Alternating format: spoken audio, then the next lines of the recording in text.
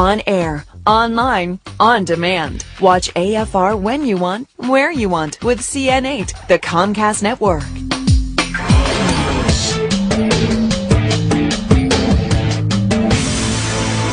And hello, everyone. I'm Art Fennell. Thanks for joining us for The Report. I want to begin today by turning back the pages of history to a dramatic and deadly event that put the city of Philadelphia in the national spotlight, and for all the wrong reasons. It was 1985 when a bomb was dropped on the compound of the radical Back to Nature group called MOVE, and it happened right in the heart of a residential neighborhood.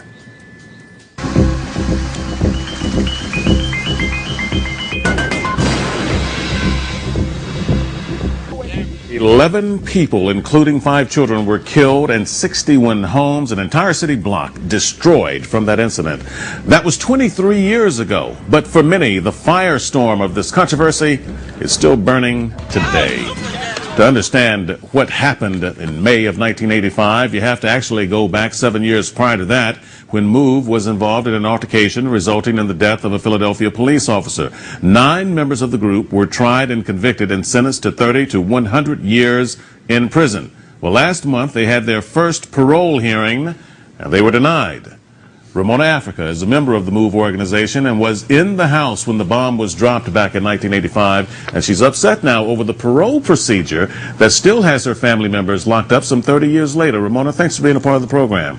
Thanks for the opportunity to inform your audience about what's going on here. Well, what I want to do is try and cover as much ground as we can in the time that we have. Let's begin by saying that in 1985, the bomb was dropped on Philadelphia, as we showed, and dropped on the MOVE compound. But tell me what happened, in your opinion, in the incident in 1978 that resulted in the death of a police officer.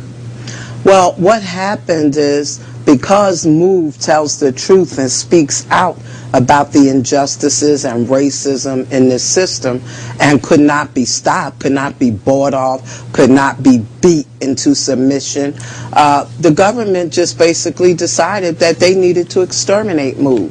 And they used the excuse of an eviction, that MOVE would not leave our home, under an eviction, as an excuse to come out and not arrest, but to kill MOVE people. And this was under the administration of the Frank Rizzo. That's right. In 1978. And so the police department, the city of Philadelphia, came to the home of the MOVE organization and actually bulldozed the home down. That's correct. And we're looking at some of the old footage here that has the fire hoses and so forth on the compound. This was in 1978. That's correct. And it's very important to understand 2 things. One, it was the Philadelphia Police Department and the fire department that was used to attack MOVE. And you're absolutely correct in that MOVE's home was demolished within hours after my family was arrested. And this is very important because there was a court order from a judge named Calvin Wilson that house was not to be touched. There was going to be a hearing on what was happening with that house. Despite that, and despite the fact that it had now become a crime scene, the scene of a crime where a police officer was killed, they just completely demolished it, which is destroying evidence, destroying the scene of the crime. And Ramona, were you in the compound in 1978 when that shootout took place? No, I was not. From what you were told, from your understanding of it, did the members of the MOVE organizations, were they firing weapons back at police as they were being fired upon? Not to my knowledge, but to me, that's not even an issue. People question whether MOVE had guns, whether MOVE was shooting, but understand, we were in our home, minding our business, when hundreds of cops and firefighters and federal agents attacked us, came out to our home. We didn't go to their home. Right. They came out to our home attacking us. Ramona, I want to read a statement for you from the Fraternal Order of Police and just get your response to this. Just follow along with me here because we did ask them for their side of this story. And this statement comes from Michael Lutz, who's the Vice President of the Philadelphia Fraternal Order of Police. He says, "My memory of the MOVE shootout on August 8th, 1978 was unforgettable. Etched in my mind even more that day is seeing police officer Jim Ramp being shot to death, along with the pain and suffering of 3 other police stakeout officers and 4 firefighters who were all seriously wounded as a result of being shot during the confrontation. He goes on to say, confiscated from the MOVE compound after the surrender of the occupants were 10 firearms and 200 rounds of ammunition, and this proves without a shadow of a doubt, he says, that their intentions were obvious. They were malicious intent, and they wanted to kill police. To this day, the MOVE members who conspired to kill Officer Ramp during the armed confrontation in which they initiated never acknowledged the crimes they committed. They have not told the truth about the events of that day. They have never apologized, nor have they shown any remorse for their murderous actions. Once again, with the violent and history of the background of the subject MOVE members, it is our firm belief that their release from prison would definitely jeopardize the safety and well-being of the citizens of Philadelphia. Your response to that? Oh gosh, where do I start? First and foremost, remorse, taking responsibility.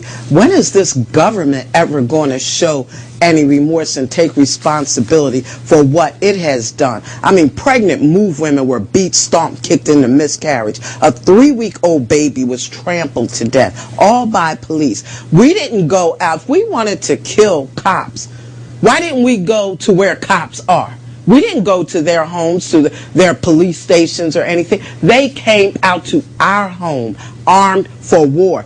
Cops testified that they emptied their guns into the basement of our home where they heard babies crying. They couldn't see too good because of the tear gas and it was dark. They emptied their guns, refilled them, and emptied them again in corners where they heard babies crying. What was MOVE even being arrested for? Why were they out there? For an eviction? And this is what they do, but they want MOVE to talk about remorse and right that there, we and killed Ramona, Let me just make one more point. Because I want to talk judge about who presided over that trial, at the end of that trial, at the end of them presenting all their evidence, said he didn't have the faintest idea who killed James now let's Ramp. get to the issue of remorse, because again, 30 years later, the first parole hearing for the MOVE 9, as it was called, as the group was called, the MOVE 9, the ones who were sent to prison, sentenced to 30 to 100 years. The first parole hearing, some 30 years later,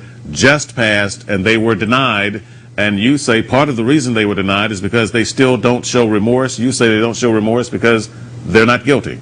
Absolutely. Yes, they had their first parole hearing after 30 years, on their minimum of 30 years.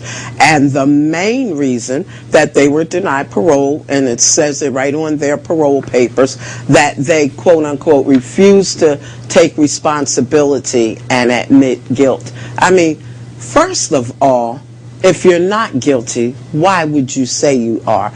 Second of all, has the parole board ever heard of the First Amendment? Since when does any agency of this government have the right to demand that you say you're guilty, particularly if you're not, but even if you are? The Fifth Amendment says that they cannot even make you say you're guilty or demand that you say you're guilty, even if you are. So what happens now? What happens now, Ramona?